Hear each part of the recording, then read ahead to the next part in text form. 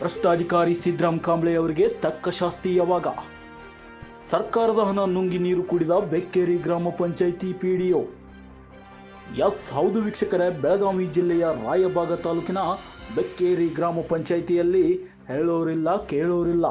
PDO ಆಡಿದ್ದೇ ಆಟ, ಮಾಡಿದ್ದೇ ಪಾಠವಾಗಿದೆ ಕಣ್ರೆ.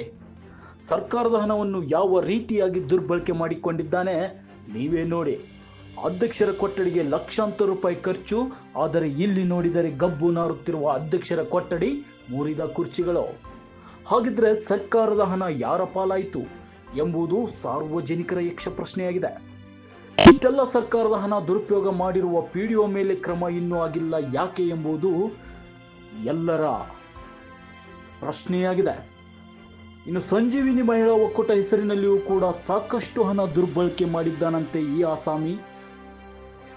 ಇನ್ನಷ್ಟು ಮಾಹಿತಿಯನ್ನು ನೀಡುತ್ತೇವೆ ಭಾಗ 3ಯಲ್ಲೇ.